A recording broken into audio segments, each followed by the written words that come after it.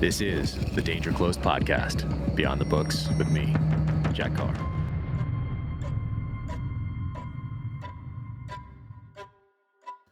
Welcome to the Danger Close podcast, an Ironclad original presented by Navy Federal Credit Union. My guest today is Congressman Michael Waltz. We talked last year, right before the withdrawal from Afghanistan. We talked about his book right here, Warrior Diplomat. He is a Army Special Forces soldier and officer, and also worked in policy. So he worked in Washington, D.C., in that bureaucracy, and then went downrange at that tactical level and led troops in battle. So he's an amazing guy, congressman from Florida, and he has written a new book, Dawn of the Brave, and it's a series. It's a book right here, children's book series, and it is awesome because it's not just a story. It then at the end has missions and lessons from those missions. So very cool. Dawn of the Brave, Mike Waltz. You can find it at bravebooks.com. We talk about that on this podcast. We talk about Afghanistan and the state of the nation. Now, without further ado, Mike Waltz. Hey, nice. What's happening?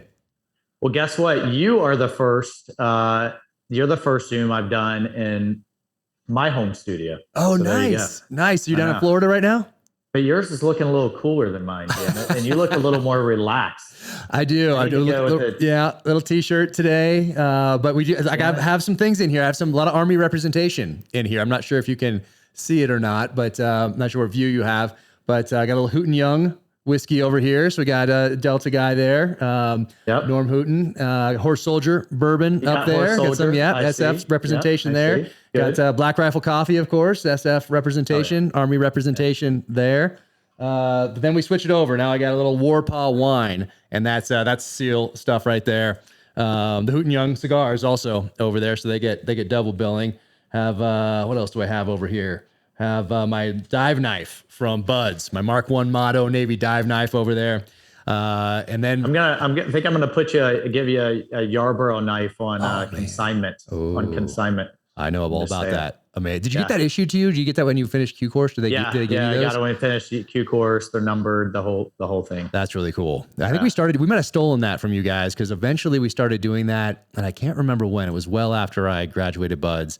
Probably around, let's say 2004, 5, 6 time frame. But they started. Oh, so you got robbed. Well, I did. I should have held off a few more years, gone through in my 30s, just so I could get that knife. But It was pretty cool. They'd give these knives, and they were all, I forget if they had a number on them, but they had the name of a SEAL from somewhere from World War II, Korea, Vietnam, somewhere along the line who had passed away. And then you got to learn about that SEAL. And then you would go to Fort Rosecrans National Cemetery, and that's where they would do the cemetery or do the ceremony. And they would give you your blade, and then you would read about what the person whose name is attached to your blade, about his history and how he died and all that sort of thing. So that's strong. That's kind of taking it. Yeah. That's kind of taking the next level. We just had a serial number, and they threw it at us and said, I mean, we all learned about Yarborough, which was the first kind of real Green Beret general in the modern Green Berets after OSS. But yeah, that's amazing to have it kind of tied to a frogman in history. Yeah. I thought that was really cool that they ended up doing that. But we probably got the idea from you guys and then just took it to the next level. You know what I mean? We probably just added some fuel to the fire. That's like par for the course. Yeah, that's right. I know, it really is. What's the story with the hatchets and the rifle above? Yeah, so I figure you're probably seeing this one. I'm not sure which one you're seeing, but on this side, I have an Enfield rifle from 1864 up there. And I forget in Afghanistan, we could bring things back. I think it was like 1899 or before you were allowed to bring stuff back with just one signature or something like that. So that's where I got that one in Afghanistan. So that's a legit Enfield, not one of the copies, over there. I got in there early enough as you did, where you could still find the real ones. And then this is a Parker right here. So I got this in New Hampshire. And just a really cool old shotgun right here. So nice. You don't want to shoot modern loads through that thing. And I need to take it out and do like one hunt with it. But you don't want to put modern loads in that thing, I don't think. Damascus barrels, it's pretty legit. So kind of make it home. It's an office. So it's not just a sound stage here. And then this is crazy. A guy in Nebraska made this thing. It's called a badass workbench. And this guy put this in the back of his truck and drove it out from Nebraska all the way here to Utah. And this thing is solid right here. So this desk is pretty amazing. So yeah, this is the maiden voyage. So we'll see if this thing works.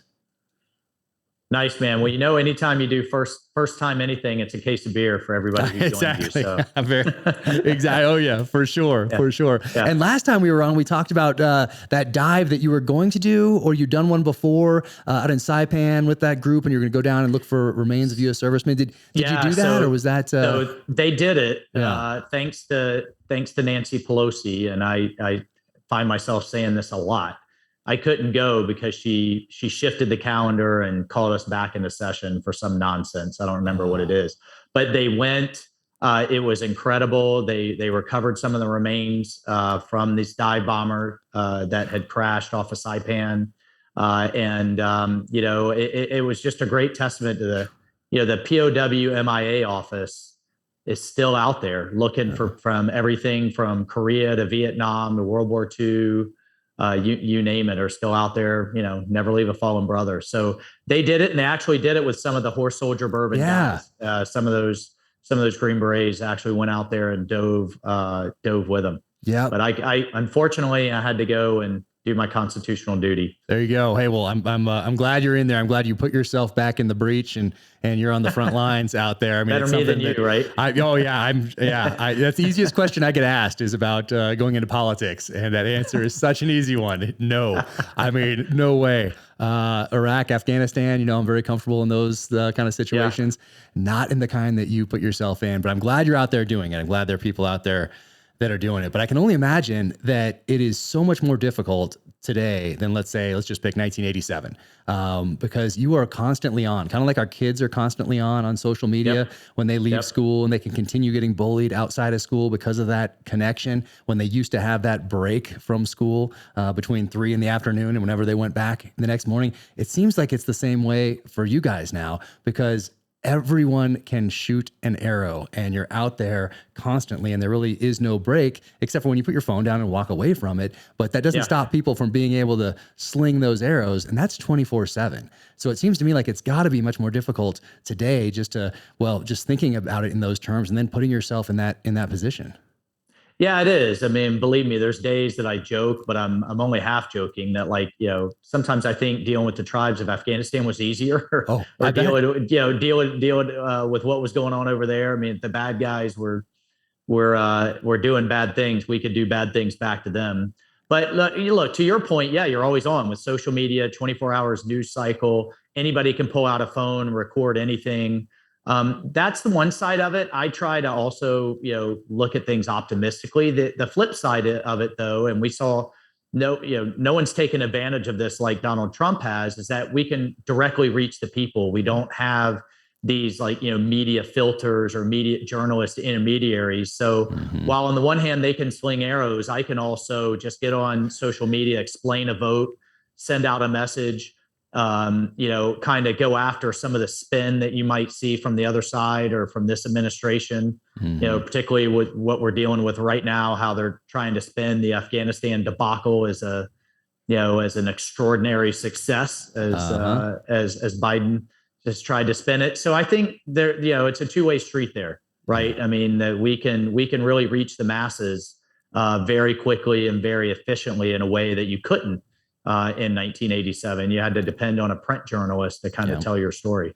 Oh, exactly. And same thing for any public figure, especially if you're just starting out. Like if you're established, let's say in Hollywood, and you're a big name Hollywood star, and you don't have social media, let's say like a Keanu Reeves or something. Like he's good. Yeah. Like he made it ahead of time. He's going to make awesome movies going forward. Doesn't have to wade into anything. There's no way for someone to ask him a question or put anything up on a page of his, because it doesn't exist. But if you're just starting out in Hollywood or in publishing, like I am, just like you, you have to use these tools that are available to you that weren't available in 97, weren't available in 87, 77. And you can use these tools to essentially build a brand, build a business, reach an audience, engage with them. For me, say thank you to people who bought the book or watched the show or whatever it might be. So, but at the same time, those people can just sling those arrows anytime they want and tell you how horrible you are and how awful your book is and how terrible the show is. And you just, you just gotta take it and take the good with the bad and try to remain as positive as possible. And that's what I like about you. Every time you're on, every time I see you on something, you're always optimistic about things, optimistic about the future. You always, for whatever that personality trait that comes across, even if what you're talking about is gravely serious, there's an optimism there. And I always appreciate about that when I see you on TV. Well, look, I think one of the things that you see, that you see in Washington is people lose sight of who they work for, who's the boss. And the 800,000 people that I have the honor to represent, they may not like what I have to say or how I vote or what have you, and they're going to let that be known. But you know what? They're paying my paycheck. They're the boss. I take we the people very seriously. And if enough of them don't like what I do, then vote somebody else in. That's fine. I'm not here to be a career politician the rest of my life. I want to get up here, get things done. I'm convinced, as I think we talked about before, the more veterans in politics, the better. It's not that we agree on every issue. We don't by any means, but it's that ethos, man. We were willing to die for that flag when you were out in a SEAL platoon or a special forces team, or even on a ship or a bomber in the foxhole. Nobody cares about black, white, or brown. They don't care about Republican or Democrat. You're all wearing the American flag on your right shoulder, and it's about mission, taking care of the men and women to your left and right and getting it done. So, I think we need more of that mentality back in politics. And as I said before, like the statistic that jumped out at me and really kind of motivated me to get in this was that in the 1970s, 3/4 of the Congress, the Senate and the House, were vets. Today, it's around 16%, record low in our nation's history. And I think that absence of that, mission accomplishment, do what needs to be done for America kind of ethos, it explains a lot of our dysfunction. No, it really does. And I remember you telling me that last time we were on, which was just over a year ago. Right now, it's about a year since we hopped on together. But you mentioned that statistic, and I've used it multiple times since, and give you credit every time. Just in case I mess it up, I want that to fall back on you in case it's not right. No, just kidding. But those, I guess those must have been World War II veterans coming back, getting to work, building businesses, whatever they did for about a decade, and then going into politics. And then in the 70s, having that number be the largest that it's ever been in U.S. history. And then for whatever reason, that just fell by the wayside. And some of those guys stayed in a long time, like Bob Dole and George Bush, obviously. But then other people went different directions, and we just don't have those same numbers. And maybe other people may have seen it. I don't know if you see this in as you walk through the halls, but maybe other people saw it as not a way to serve, but as a career, as a way to make some money. And I do often point out how some politicians are also very savvy investors. It's strange how those seem to go hand in hand sometimes. Some politicians' husbands are extremely families, I should savvy. say. I should say families. Yes, extremely savvy investors to where they have online followings that just mirror their investments. It's people have a right to be throwing arrows, I think, and to be frustrated. And not to beat a dead horse, but that's what makes America America, right? You can criticize your government. You can say this is out of bounds. I mean, not to get into it, but we could say that law enforcement is being politicized. This is wrong. This is infringement of rights. You can't do that.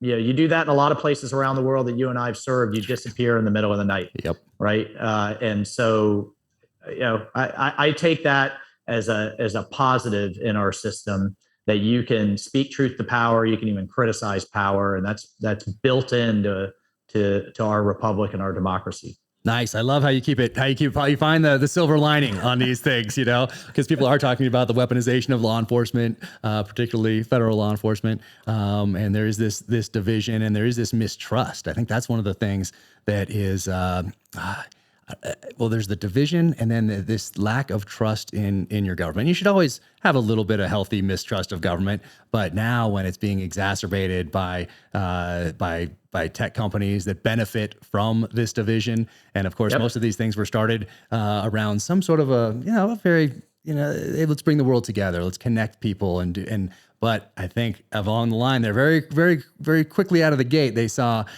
where profits lie, and that's in division and power. More importantly, power is in that division. So I appreciate you always, finding that silver lining. But for those that are listening, we talked all about your career in the military and moving into politics and things you did in government as you were also in uniform when you were on last time with Warrior Diplomat right here. Mm-hmm. And that was right. Afghanistan hadn't quote unquote fallen yet, but we were seeing these provinces start to fall at that time. I think we spoke in maybe late July last time. And since then, obviously, since we spoke, then we saw what happened last August. And then all of a sudden, this 20 years that we spent, all this blood and treasure that we spent there, every single night on the news, hearing something about Afghanistan, all of a sudden seems to have disappeared.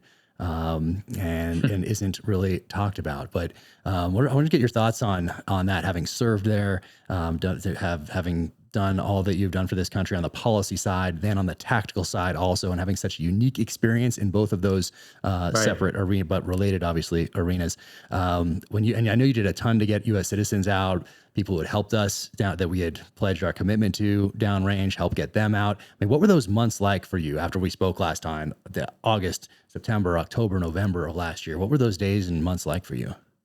Well, they were, literally, man, it was one of the toughest times of my life. Every single day as Kabul fell, and we clearly did not have a plan for an evacuation, even though both Republican and Democrat veterans on the Hill, as soon as President Biden made the announcement in April, we began demanding they had to start the evacuation then.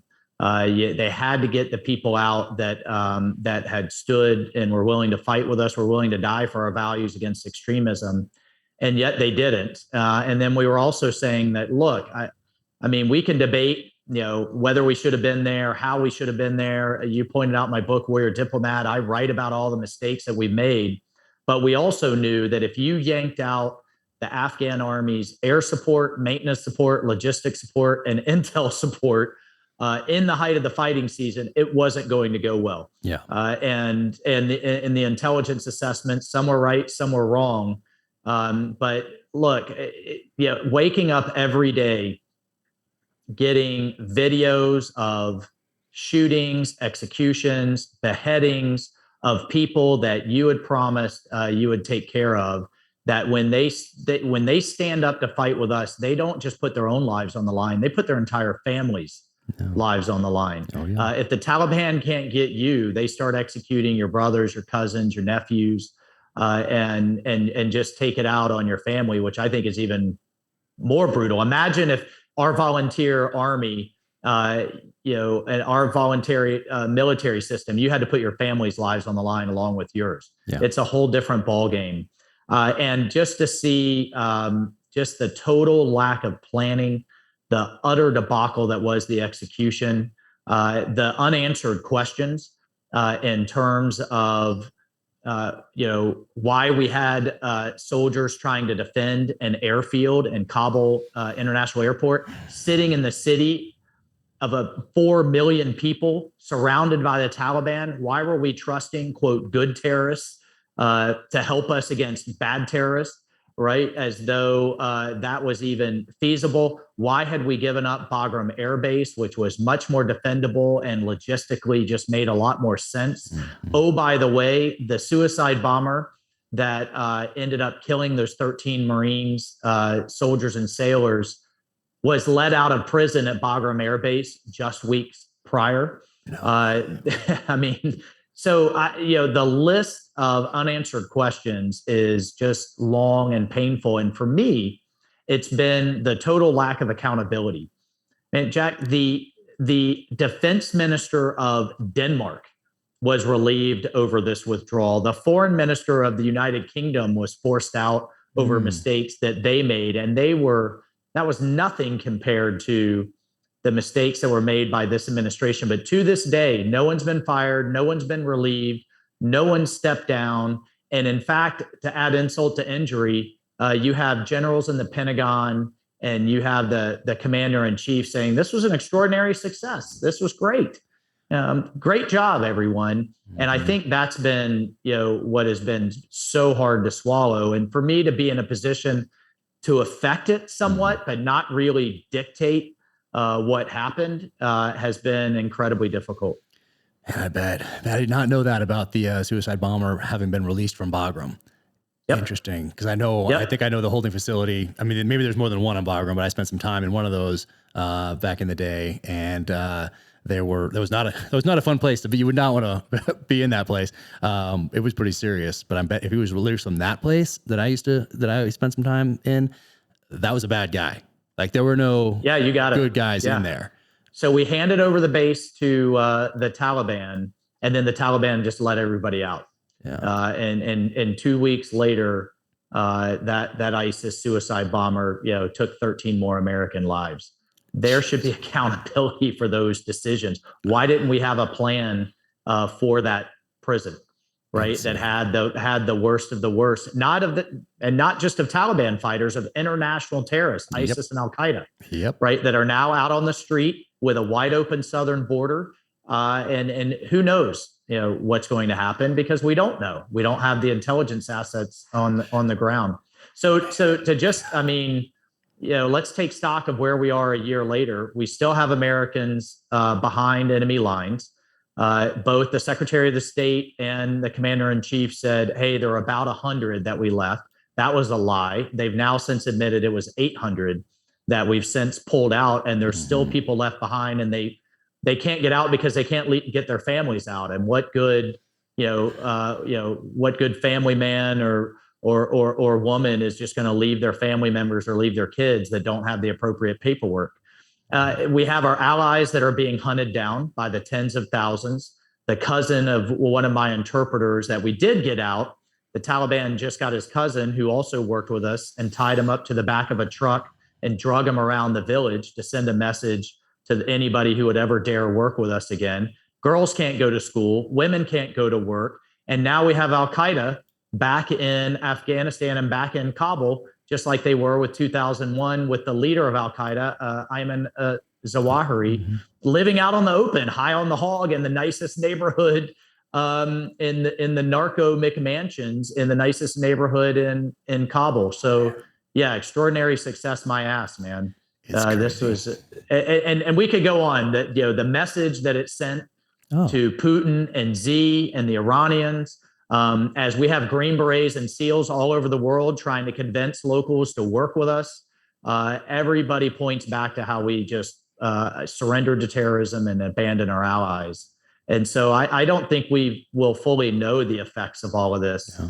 And then final thing, not to make everybody want to drink as they listen to your podcast, but the veterans groups that stood up, like Task Force Pineapple and Dynamo and Afghan Evac and so many others, these were guys and gals that many of them quit their jobs, exhausted their savings on their own dime, were doing what our government should have been doing, man. And they're still at it. They're not going to let this go.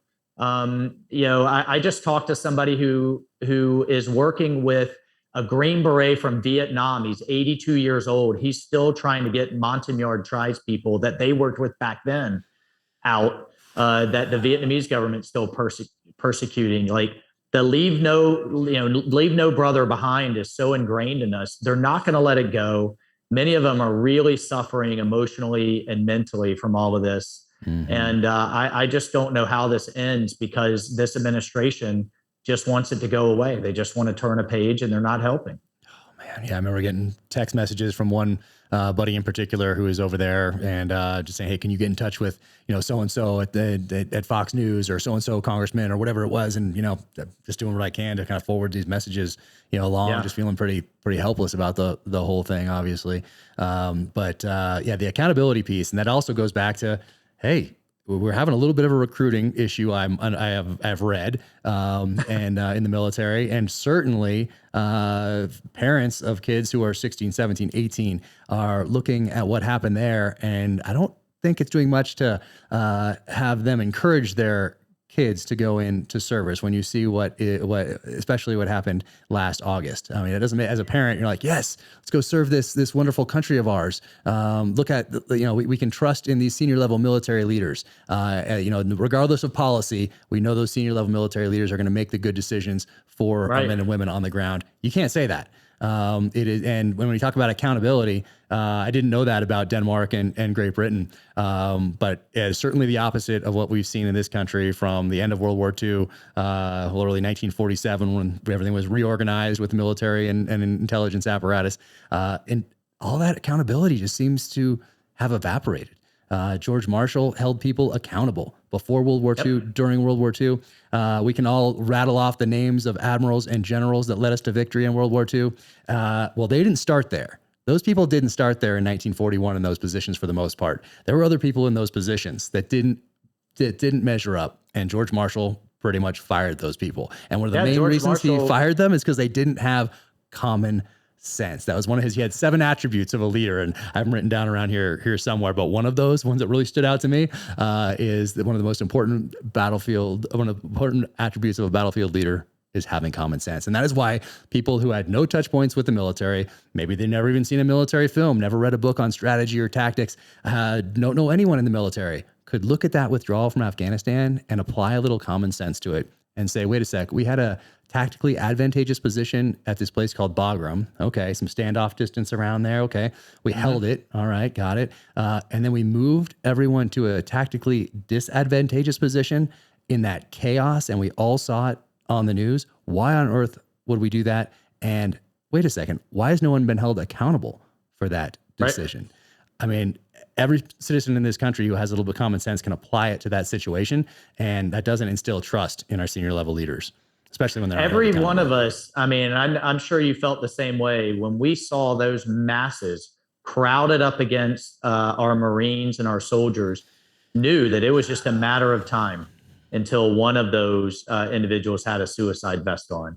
I mean, so we gave them contradictory missions: defend the airfield, which means you got to have standoff and you got to be able to use lethal force, but yet deal with this panic and mass evacuation at the same time. It was completely contradictory missions, and they were set up for failure. Yeah. And we saw the results of it. But I want to hit on what you were hitting on, this recruiting crisis. The Army this year is only going to hit about 50% of its numbers. Wow. 50%. So you start projecting that forward, right? It takes typically about 5 years to make up for a shortfall. Then you layer on top of that, the National Guard, and the Pentagon is contemplating kicking out tens of thousands of soldiers over the vaccine mandate. And look, I completely get the argument. An order is an order. You got to follow an order. But as a leader, you have to also evaluate your orders and whether they still make sense. Yes, the platoon's got to charge the hill when you tell them to. But as a leader, you say, is it worth the cost to still charge that hill versus the gain I'm going to get? And now that the vaccine has shown not to stop the spread, it's a personal health decision. And gee, 2 days ago, a couple of days ago, the CDC agrees that it's a personal health decision. Yet they're looking at kicking out tens of thousands in the middle of a recruiting crisis. But I think you hit the nail on the head when the country sees such a lack of leadership. When on the one hand, you have our leaders, including the current Secretary of Defense, saying the military is overrun with white extremists. And yet his own study shows that about 100 out of 2.5 million participated in some form of extremism. That's 0.004%. But yet that was his number one priority. When you see all of this wokism, when you have classes in the United States Military Academy titled "How to Cope with Your Whiteness and Your White Rage," rather than "Here's how you shoot, move, and communicate on the battlefield, and we should learn historic lessons," then you have a lot of people not wanting their kids to join. And then when you have an unaddressed suicide crisis, right? I mean, I think you hit the nail on the head. Parents are saying, I don't know. And it's not just, kind of everyday Americans out there. It's current military members not wanting their kids to follow in their footsteps. And we're seeing about half of current recruits come from military families. So you layer on all of that, then you have about 75% of young people are either too obese, have drugs or criminal history to where they're not even eligible. And this is a real crisis. And I'm pushing to hold hearings on it. What is the Pentagon doing about it? And when you go out there and you kind of, for lack of a better term, you kind of badmouth the military, you paint this negative picture, then we're seeing a drop off in popular perception of the military. It historically has been in the 70s and 80s in terms of people having a favorable view. Now it's hovering around the 50%. Interesting. That's 50% of Americans that don't have a positive view in our military, and we've got to turn that around. Have you seen that? I think I just saw it yesterday. It's that graph that people have been posting on social media that shows deaths in Iraq and Afghanistan, and it's a video graphic. And so it shows the deaths in Iraq and Afghanistan kind of like this, and it shows military suicides on this other axis going. And so it just shows kind of comparing what happened downrange to what's happening with these suicide rates.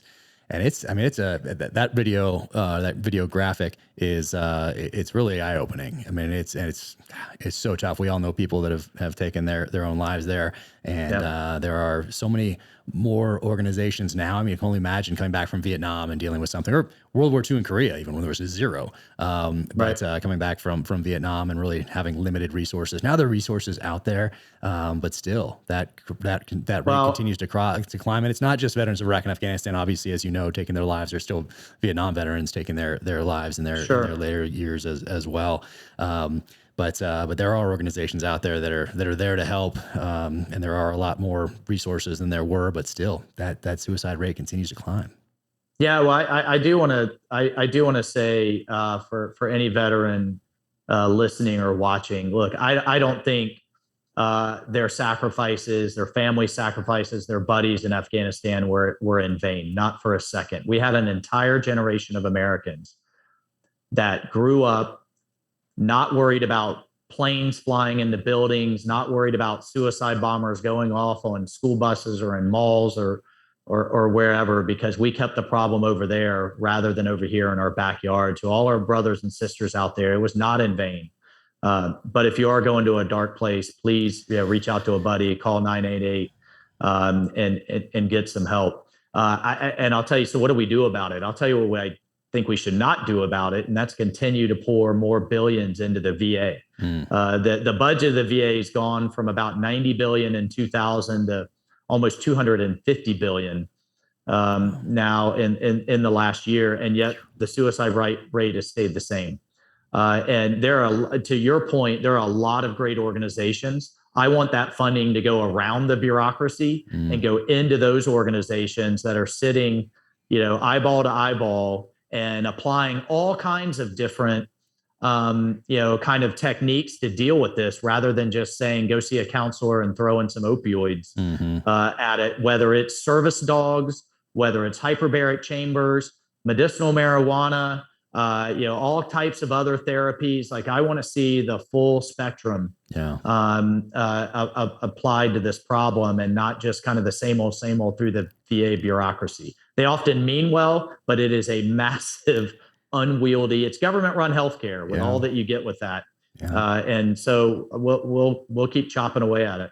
Yeah, the gigantic bureaucracies. Oh my goodness.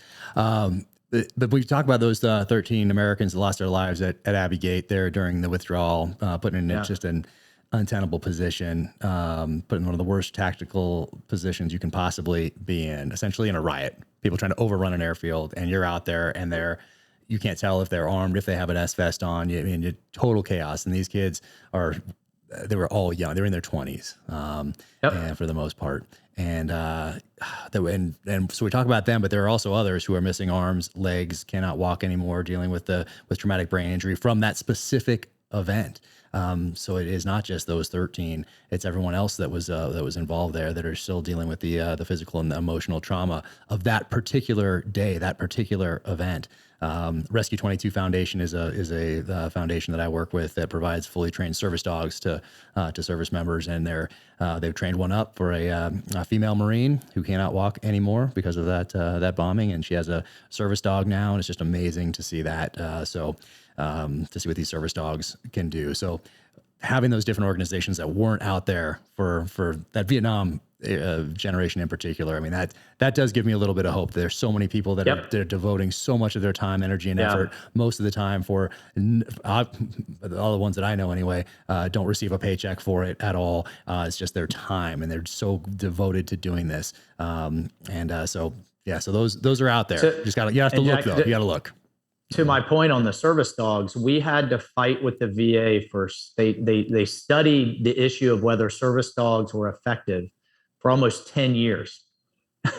And we all know, I mean, they help you with night terrors. They get you out to socialize. They provide all kinds of therapeutic help. Everybody I know that has been provided a service dog has gone from dozens of meds to almost zero. Yeah. I mean, it's just been a lifesaver for them. Yet the VA didn't want to do it. We finally passed legislation to make them start providing service dogs. They said they cost too much money to train. Like, think of how much money they're going to save you in therapy and other types of services down the road. So, again, this is where, having veterans, I think, in Congress that know the deal and aren't going to take no for the answer and put a finger in the chest of the bureaucrats to get it done.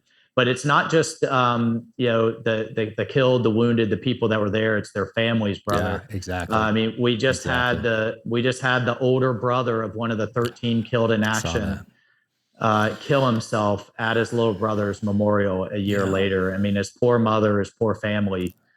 So it's also about the families take the brunt of it. We're out there doing what we trained for, often doing what we love, and the families get three bad choices. Either we don't come home at all, we come home missing limbs, or we come home forever mentally changed. And those are their three bad choices. So it's a team effort to serve this country. And I've made it, kind of my mantra to continue focusing on the families as they deal with the brunt of our service. Yeah. Oh man, it's so heartbreaking. So heartbreaking out there. That 800 number that you mentioned earlier, I didn't see that till just the other day. I mean, I heard the administration saying there's 100 U.S. citizens or people that are still in Afghanistan. And I just saw that just yesterday. I think that number changed to, it's 800 now. And there's, like you talked about, there are these non-governmental organizations that formed around this issue and went down range right away to try to help people that were left behind.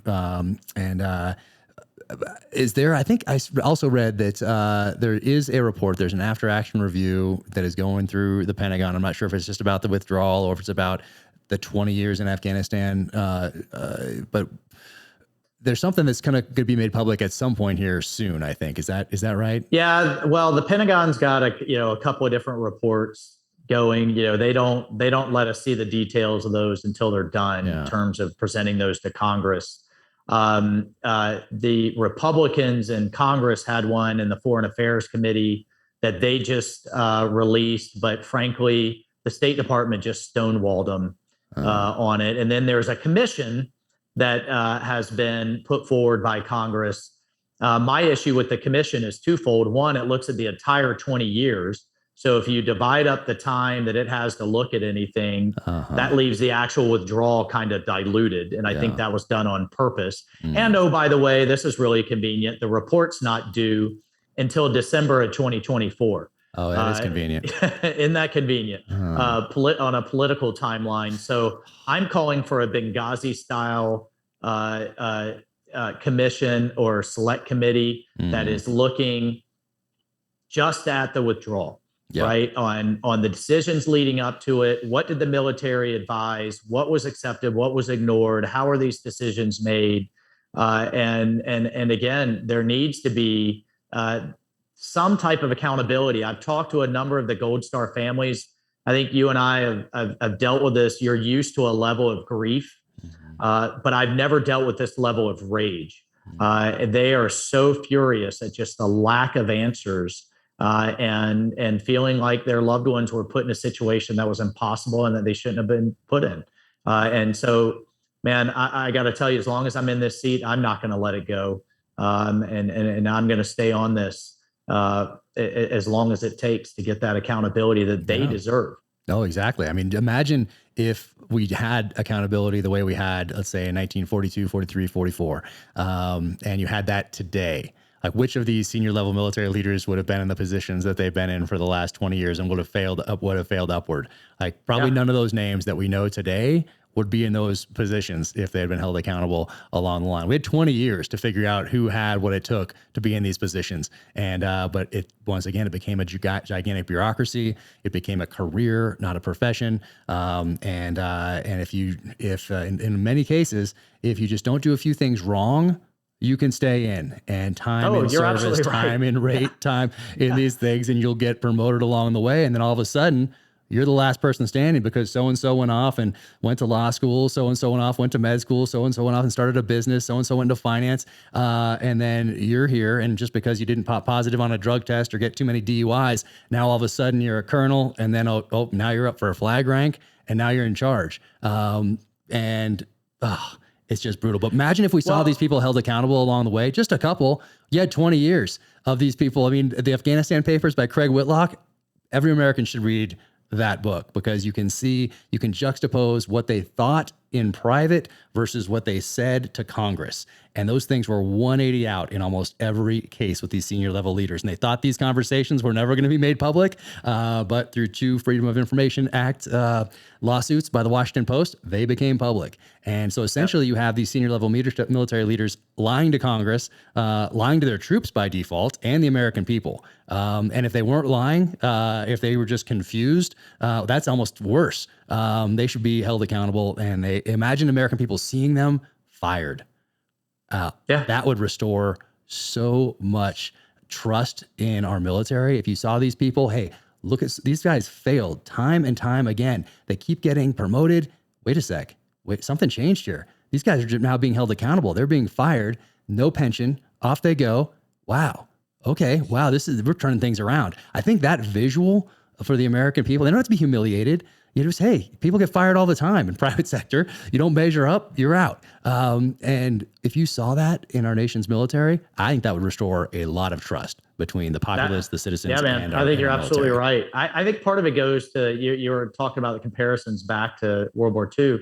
Part of it goes to the very nature of the draft military versus what I call the careerist military today. Because back then you were pulled out of your life, whether it was your business, plumbing, electrician, whatever it was, a farmer, and sent off to war. And you were incentivized to take every risk necessary, do what it takes to win, because you were there until you won, so that you could come back to and go back to your life. Yeah. Now, a tour is a blip on an otherwise, could be promising 20, 25-year career. So the incentive becomes, don't screw it up. Don't have a base overrun. Don't lose a sensitive item. Don't take any casualties. And so the default, kind of reaction to any type of gray area or difficult situation becomes inaction. Yep. Nobody ever gets fired for doing nothing when you're downrange, right? And so I wrote about it in my book on this kind of this risk aversion that has set in. And you hit the nail on the head. You'll just keep getting, promoted upwards. And those who want to think out of the box, do things more quickly, do things more, outside of the norm, often get out. They get out and get frustrated and go do other things. And so what you're left with are people who just promote people who think like themselves. And what I can't understand is once you get to the 4-star general level, you're not going to get 5 or 6 stars. Right. I mean, you're there. Right. And if you're being ordered to do things that are going to cost lives, cause us to lose a war, cause us to set up a situation, and we haven't even talked about where I think we're going to have to go back to Afghanistan to deal with this mess, then put it on the table. Like, you've gotten there. And I think they're so in this kind of political go along to get along mindset for so long that they can't get out of it. Yeah, no, it's so brutal.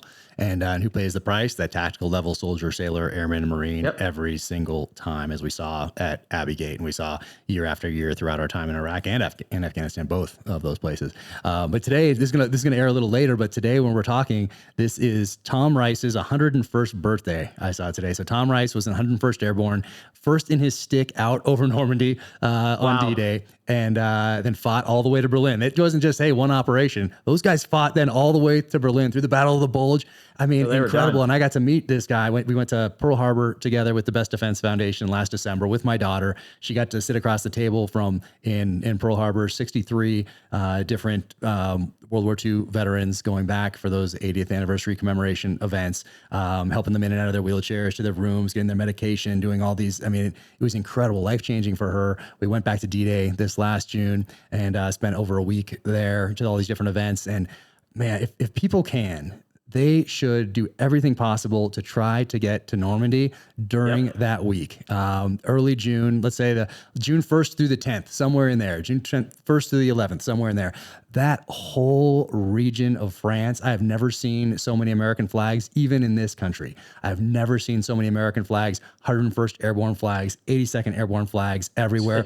All these vintage Jeeps out. They're all dressed up in these vintage U.S. Army clothing, huge parades. These guys were wheeling them through the streets in their wheelchairs. People are coming out. They have these little baseball cards that we made for them with the Best Defense Foundation. They're signing autographs. People are getting pictures taken with them, giving them kisses on the cheek. You know, it is amazing to see the outpouring of support and American patriotism in France from the French people. I know. Incredible. I was able to go over for the 75th anniversary of D-Day, broke away from the congressional delegation and jumped out of an original C-47. So awesome.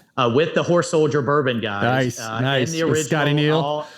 With Scotty Neal and Mark Nutch and everybody. In the original World War II, the parachute was new. Everything else was vintage. Although very similar to the ones from World War II, by the way. For those who have been to Fort Benning, they'll know that not too much has changed. They haven't changed much. We jumped over St. Mary Glees, and Jack, the thing that was awesome, we did it with a 92-year-old paratrooper. Amazing. And he was hooting and hollering all the way down to the ground. Of course, he was tandem to one of the guys, and we asked him, how was that? He said, hell of a lot better than being shot at by the Germans. That was awesome. Better than the last time. Yeah, a hell of a lot better than the last time. But you're right. I mean, of course, they dropped us a little off course, which was normal. And walking through these French villages, huge banners. We love you, America. Thank you for our freedom. Welcome to our liberators. You would have thought D-Day had happened like last year. Yep. Not almost 80 years ago, and every American's got to go. It was one of the most, and all of these little kids running around with American flag T-shirts. I thought they were American kids. They were French kids. So It's not just the older generation. No, they've really passed that the appreciation down. Yeah, totally different than the French in Paris, by the way. Yeah, little different, different. And we took these guys. So it was 63. We took to Pearl Harbor. There was 24, I want to say, that we took to Normandy, and we did a school visit. And the school visit in Normandy, incredible, because you're seeing, let's say, kindergarten through 8th grade, 9th grade, 10th grade, somewhere in there,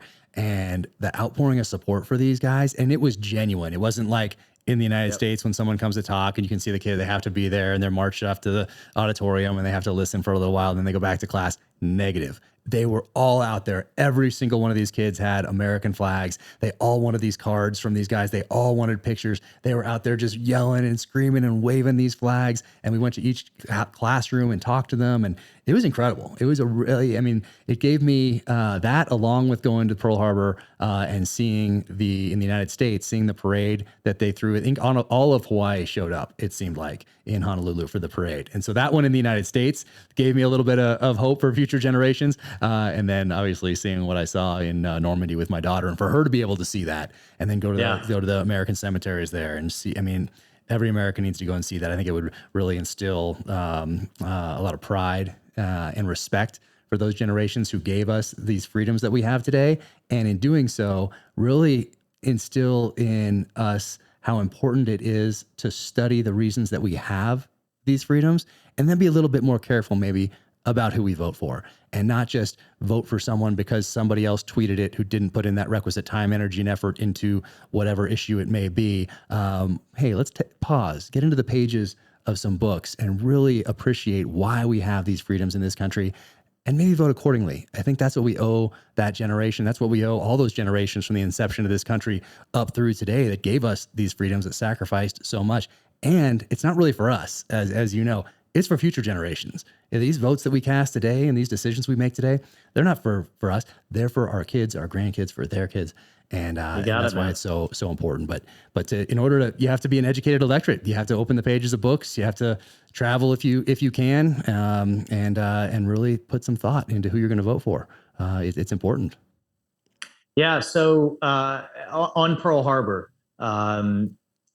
that's another one. I mean, I would put Normandy and Pearl Harbor as kind of two must-haves. Mm-hmm. I wasn't able to go and dive for the POW remains off of Saipan, but I was able to link up with some of your fellow active duty SEALs, and we snorkeled over the USS Utah and the Arizona. Wow.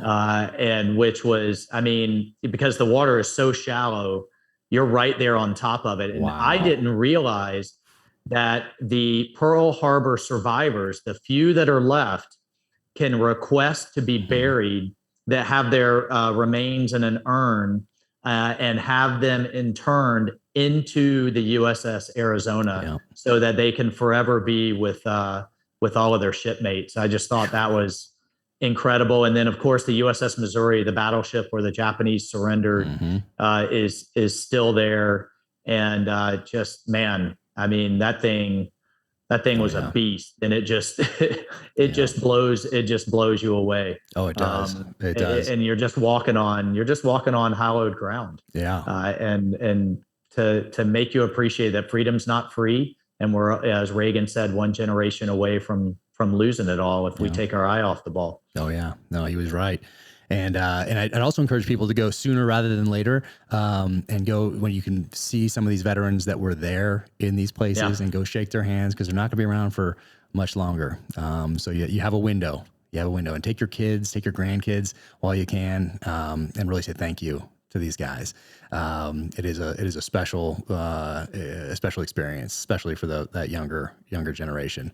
But yeah, what they did for us, I mean, we'll never be able to repay it, obviously. And what we can do, though, is make good decisions today for the next generation. I think that's what's most important as far as a takeaway. Hey, while we have a little bit of time, I hope you don't mind. I wanted to congratulate you on the Amazon series. Thank you. And on the show, man. Hey, I don't know if it was you advising or whom, but just the handling of the firearms, the commands they gave. I was, of course, as a Green Beret, I was looking for something to criticize the SEALs on. Nice.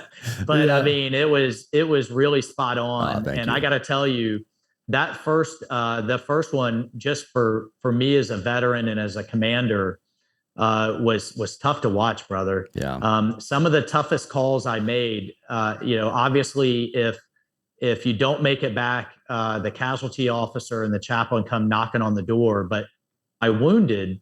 I remember one incident in particular where, I called his spouse, and as soon as she heard my voice on the other end of the line, she just had a full meltdown of, right. And there was a delay because we were calling from overseas, and I just couldn't get out fast enough.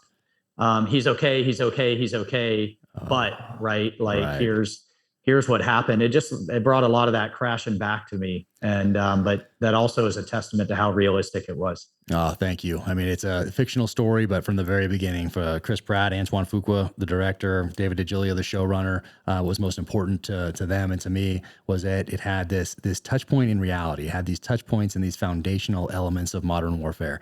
And we're really trying to showcase the mindset of a modern warrior, who has this link to the past through his study of history and through some of these weapons that have ancient lineage.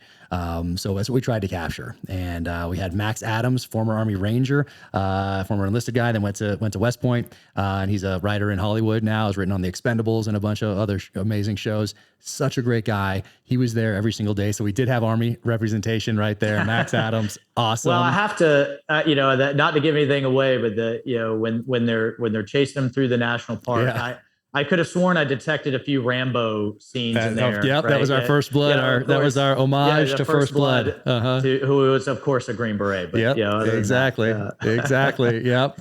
And Max wrote that episode. So you get a writer's room together, and then you split everybody up into who takes what episode. And that's the one he wanted to write. He wanted to do this First Blood hat tip.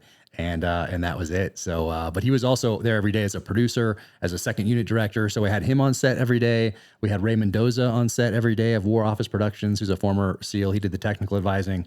And then we had Jared Shaw, who actually gave the book to Chris Pratt and is the reason the whole thing came to be. He was there every day as a producer, as an actor. He played Boozer in the show, and then helped technical advise as well. So without those three guys there, without Max Adams, without that Army representation, and without Ray and Jared, two SEALs there every day, that team, and without Antoine trusting them, without Chris trusting them, David DiGilio trusting them, it'd be a very different show. So we really wanted to do something that the veteran of Iraq and Afghanistan could watch and say, hey, these guys tried. At least there's going to be some Hollywood stuff, of course, in anything, but these guys tried to get it right. It was pretty. Even little things like SEALs clear rooms differently, just train differently. The high ready versus the low ready, and holding your weapons. Like I said, I think every veteran that watches it always tries to, a show like that tries to find something that's a little out of bounds. Yeah. Those guys did a great job, man. Thank you. They did a great, so compliments to them. Appreciate it. Hey, just one other quick thing. You mentioned having an educated electorate in an educated country, and I'm just absolutely passionate about education. I had a children's book, which I think you got there. Yep, I got it right here. Yep, I have another copy upstairs with my little guy has it, and this is awesome. There we go. Yeah, Dawn of the Brave. Man. I wanted to ask you, like in all the things that you're doing, when did you start thinking about writing this? And then I love the back. I love how you have these lessons in here. So it's an awesome story for kids, but then it doesn't just end with the lesson. Then it has these challenges in the back, and it has your take on these things. You have a mission, and I love that. So it makes it interactive, and it's a really cool thing that you've done. And there's a second one, another one coming. Well, I think we saw. To answer your question, we saw with COVID. I think two silver linings. One was that we realized as a nation that things that are seemingly cheap and inexpensive and not important, like mask, gowns, gloves, or pharmaceuticals, we can't have those supply chains be totally dependent on our adversary like China. Yeah. And that we got to bring once again, common chains. Sense. We talked about common sense earlier, right? Especially when they're openly threatening, if we don't agree with them, to cut off things. Like people don't realize we no longer make penicillin in this country. It's 100% made in China, and they're openly threatening to cut it off if we don't agree with them.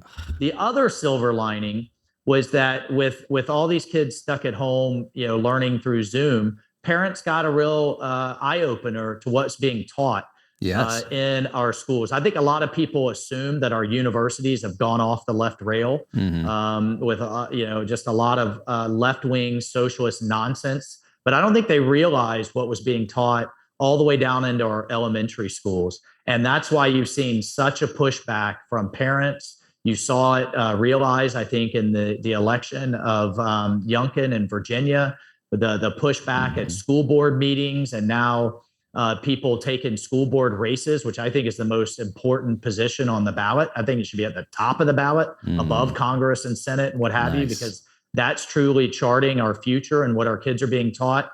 So that's, to answer your question of kind of what inspired me. This is a series. You can only find it on bravebooks.com. Nice. And each month the kid gets a new kind of thematic book, whether it's on family values, the right of every American to protect themselves through the Second Amendment. Oh yeah, that stood out right there. Yeah, right. And in this case, this was the first book in the series where all of the different characters came together and they realize they all have different strengths and weaknesses, but they have to work together as a team. That's it. To defend Freedom Island against the invading pirate rats that want to come, take their liberties and subjugate them. And they figure out that how they have to train and come together. They kind of get their butts kicked the first go around because they're all acting as individuals, and then they come together as through teamwork, and really also putting forth the act of selfless service. That sometimes you have to sacrifice your comfort or where you think the thing should be going for your buddies, for your teammates, and for your country. And so that, that's the genesis of it. You can get it on bravebooks.com and not on Amazon or any of the other stuff. Nothing against Amazon, but just bravebooks.com. Nice. And that, we have to reach that. Parents have to quit complaining about the situation, and let's put good, wholesome material in our kids' hands. And so we're trying to get it out into libraries and back into school systems so that, I'd say final thing is we're falling so far behind on just the basics of reading, writing, and arithmetic. I mean, you've got inner cities where less than half of the school kids can reach the bare minimums. Let's focus on that and good, wholesome content and just leave the more controversial issues for families to deal with back at home. Because last I checked, parents are in charge, not elected, appointed bureaucrats in our school systems. Yeah, no, exactly. You guys did a fantastic job with this. And how did you find the artist who did because the artwork is amazing in here? Yeah, thanks. It definitely was not me. We did not learn that in Special Forces training. Nice. But the illustrator was actually brought in by the publisher, and we worked together and back and forth and to really kind of bring those lessons home to our kids. Awesome, man. Dude, thank you so much for coming on again. Yeah, parents, get this for kids. Get the whole series for kids. Parents, get this one right here. Get Warrior Diplomat right here, especially if you're asking questions about Afghanistan, which you should be. Also, before I let you go, when people are like, hey, I don't have time for a school board, I realize how important that is. I'll make time, I'll try. What else can they do? What can they do to support you in your mission? What can they do to support these foundational elements of freedom in our country? Like, what can that person do who's working from sun up past sundown every single day? Harder now with inflation, obviously. But that person, what can they do to have the biggest impact that they possibly can on the future of this nation? Well, I appreciate you asking. I mean, and I tell people this all the time, like even my own family members, it's relatively kind of cheap and easy to yell at the television or to complain on social media or argue with your relatives at Thanksgiving. I mean, if you're passionate about it, give your time or give your treasure, and get out and volunteer, and help get the message out, whether that's, door to door or phone banks or working with a candidate. And that's not just for Congress. Again, school board, judges, county commission, city commission, mayors. I mean, that's where so many of these decisions are actually made that affect our everyday lives. I think the stuff in Washington often makes the headlines, but the actual decisions are being made at state legislatures and with local government. And I, as a member of Congress, try to push as much power down to them as I can. Things are handled differently in Ormond Beach than they are in Montana or downtown LA. And appropriately so. And then the other thing I'm really passionate about, as I mentioned, is getting more veterans elected. I'm supporting an organization called Frontline Patriots PAC, and we are supporting veterans on my side of the aisle to get elected. There's a bipartisan group, if you're on both sides of the aisle, called With Honor that supports both Republicans and Democrats. But look, I'm convinced we get that ethos back into our national leadership. That same ethos that we have out in combat will be a better country for it. Yeah, no, I think you are spot on. And then people can just type Mike Waltz in and your website will pop up. But what is it? Is it Congressman Mike Waltz? Or is it okay? Yeah, awesome. Yeah, MikeWaltz.com. It'll come right up if you want to support me personally. I appreciate it, man. Perfect. Perfect. Well, I will let you get back to work. You have important things to do. And man, thank you for being out there, and thank you for taking those arrows. I mean, it's tough. Like we talked about, you're out there 24/7. There's no breaks for you these days. But as we also talked about, the flip side of that is that you get to engage, you get to explain, you get to educate, you get to let people know about things like this. So thank you so much for doing what you do. Obviously, your service to the nation, but more so for your continued service to the nation on a battlefield that I think is much more difficult to deal with than what we dealt with on the ground in Iraq and Afghanistan. So yeah, thank you so much. Hey, thanks, man. Like my wife says sometimes, she was like, so getting shot at around the world for 26 years wasn't enough. Now you got to do this. But look, I'll be damned if I have my kids, which by the way, I've got a newborn. Oh, congratulations. Since we last spoke. Nice. And my wife let me name him Army. No way. Kid you not. His name is Army. So now we're saying, go Army. Army's got to eat. Army's got to rest. That's right? Amazing. That's incredible. I can't believe she let me get away with it. No, that's pretty good. That's pretty good. Hey. But what I was going to say is I'll be damned if I'm going to have him or my daughter or our kids or grandkids growing up in a country led by socialists or a world led by Chinese communists, right? So that's the fight before us. And it's a fight worth having, man. Well, thanks for being out there on those front lines. I sincerely appreciate it. My family does, and hopefully we'll get to dive on a wreck in Saipan one of these days. I think that'd be an amazing experience to do to be a part of. Yeah, it'd be cool to make that happen. All right, next time they said they found more remains out there, so we'll have to get linked up and do it next year. Awesome. I'm gonna start working out. Awesome, Thanks, man. Awesome, man. Take care. Thanks for everything. Okay, take care. Bye. Thank you to our presenting sponsor, Navy Federal Credit Union. I have been a member since 1996. There's my original card right there. I got that at Dam Neck, Virginia, when I was at Intelligence Specialist A School at the Navy and Marine Corps Intelligence Training Center on Dam Neck, Virginia, right before I went to BUD/S. So it was boot camp, ISA school, BUD/S, and then off to the races in the SEAL team. But the entire time, to include through today, I have been a member of Navy Federal Credit Union. And now they're sponsoring this podcast, which is amazing. Crazy how things come full circle like that. Becoming a member at Navy Federal Credit Union lets you experience more. From everyday commutes to your next big vacation, the flagship credit card earns you 3 times the points on travel, so you can get rewarded for wherever you're headed next. Plus, this premium travel card has a low annual fee of $49 and 2 times the points on all purchases outside of travel, which means the rewards don't have to end even when the vacation does. Speaking of rewards, you can get a Navy Federal auto loan and reward yourself with a new car. Applying is easy. You can do it on their mobile app, online, or by phone. And it's so fast, you can get a decision in seconds. Navy Federal Credit Union has great rates on auto loans.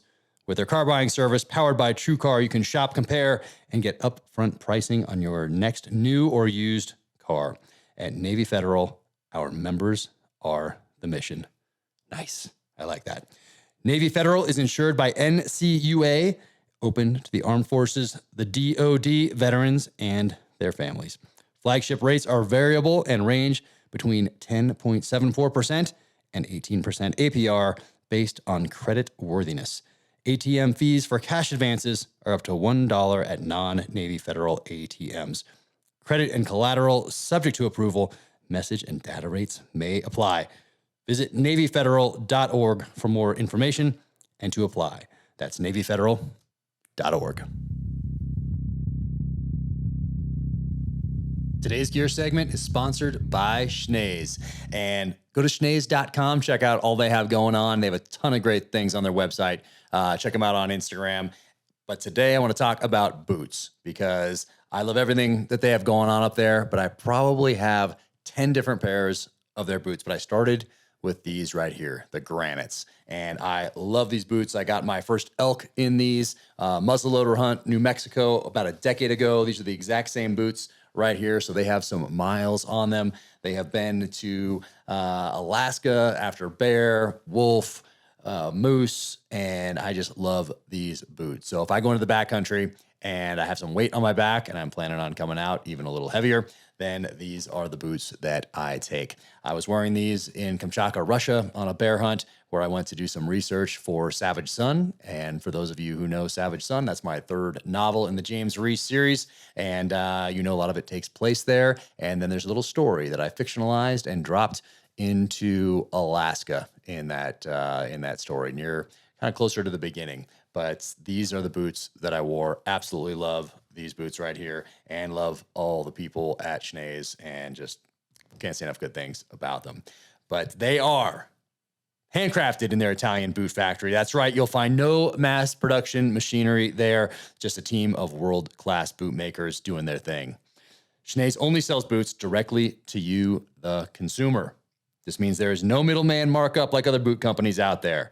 That means that they can put higher emphasis on the materials that go into their boots, and you get more boot for the money. Higher quality materials and more boot for the money. From the leathers to the tread, every Cheney's boot is made from the absolute finest materials available, backed by Cheney's industry-leading customer service and support. If you have a question or need a solid boot recommendation for your hunt, give them a call. You'll actually get a person on the line who wears the boots and is ready to help. There are a lot of boots out there in their lineup, so definitely give them a call. Let them know what you're going to be doing, and they can make a recommendation for you. When you shop at Cheney's.com, that is SCHNEES.com, make sure you use the promo code JACK21. When you do, you'll get 10% off your pair of Cheney's boots and logo wear. Again, that is SCHNEES.com, promo code JACK21. These handmade hunting boots usually sell out fast, so grab your pair today. Take care of your feet. Don't compromise. Upgrade to Cheney's today. Welcome to the gear highlight portion of the Danger Close podcast. All right, what do I have here? Well, I just had Congressman Mike Waltz on the podcast, former Army Special Forces soldier, and we did talk about some Hooten Young right here. Look at this. They have all these different types of whiskeys. This one is a Zinfandel cask finish on this. Of course, Norm Hooten from Delta Force. Shh, don't tell anybody. And here we go. Horse Soldier. So these guys just had Scotty Neal on the podcast recently, along with Mark Nooch on there as well. And these molds for their bottles are made out of World Trade Center steel, which is really cool. You can go back and check out that podcast. But I just want to talk about these veteran-owned whiskey companies. I love when guys get out and find that next passion in life. And since we're talking about whiskey, have some launching here. Actually, it is launched by the time this podcast drops. Right here, bam, whiskey glasses. Finally, they've been in the works for a long time. And they've been in the works for a long time because they are awesome glasses. They are made from High West bottles. So right here, Park City, Utah, High West. These are cut off right here, sanded down, and they all come from these very limited edition. So not too many of these are launching. I get a few each month, and you can find them right now on the website. But High West, they make awesome stuff, and they are local right here. Midwinter Nights. Oh, this is good stuff right here. But my go-to, if anyone was wondering, from High West, Rendezvous Rye, right here. Love this one. But these bottles are nice. They are different. They are thick. You can use them as a weapon if need be. But here we are, the glasses on the website right now, super limited edition, and they are awesome. And you might need some coasters to go with those as well, leather ones. And right here, look at that. That's a pretty sweet coaster. All right. That's it for today. Enjoy your whiskey. Thank you for tuning in to the Danger Close podcast, an Ironclad original presented by Navy Federal Credit Union. Find out more about Mike Waltz at Mike Waltz, and that is WALTZ.com, and get his new children's book and all his children's books at bravebooks.com. You can follow him on social media, link from his website as well, and support his campaigns on his website. You can follow me at Jack Carr USA on the social channels, officialjackcarr.com. That's the website. You can sign up for the newsletter there and click shop for the merch. And If you liked this conversation, be sure to leave a 5-star rating and review wherever you get your podcasts. Until the next time, take care out there. Stay safe, be strong, keep fighting.